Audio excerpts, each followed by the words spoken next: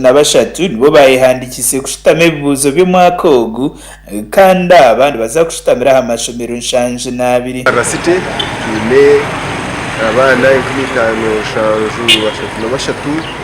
kandi tune aho bakuza kushitama ahantu nshanju na habiri 72 sitting centers okurigira har Francis Tumwebaze uri mukuru w'ebyobwegeso mu Rembo abatse batanu na mukaga nabo bakuza kushitama ebibuzo by'umwaka ogu kandi abandi baza kushitamira ha kitebe kikuru ekya Mbarara kerika kitete Church of Uganda Primary School konka murundo ogu for the first time bakushitama aha kikomo wabo niyo center tukiminonga na haituri nivoto na mwene nivoto rabanze na peze vuzo nabo bakamuzi ineyo banga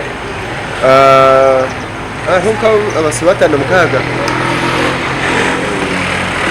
ubu yaba nahaye ebibuzo ebi amashomero gatari gamwe na gamwe Godfrey Birungi ow'ekitongole ekirikujunaanizibwa aha bibuuzo mu ihanga ekya Uganda National Examinations Board yayihanangiza bitikukwataho boona okwerinda obuhenda biragira omu bibuuzo ebi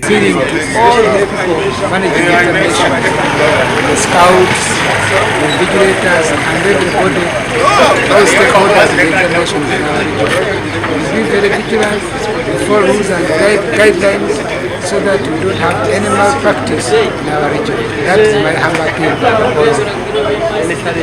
ahitwahikiraho amashomero gatari gamwe na gamwe mu Rembo twashanga abakumi b'ebibuuzo barabiramu abeegi amateeka na bwanyuma niko kubashwijuma kurebeka ngu tubatahana bipapura by'okukopa omu kizaamu bwanyuma y'ekibuuzo ky'okubanza ekyaba kiri eky'okubara twahikaho ishomero lya Kabaterine Memorial School kandi aha abeegi bashohora n'akamwenya aha matama obu barikuhamya ngu nibaza kuhikira ahaiguru.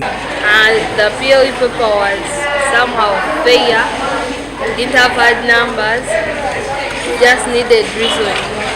Before I went into the paper, I was scary, but when after finishing, I was good.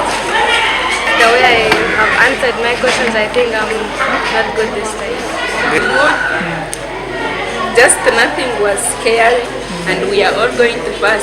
Ebibuuzo by'omwaka ogu byatandika n'okubara omu kasheshe na bwanyuma ishomo lya SST omu mwabazi kandi izooba lya nkyakare abeegi nibaza kutandika n'ishomo lya sayansi na bwanyuma bahendere n'ojungu. Aba Sky TV ag'enshonga ndi Martin Nebye.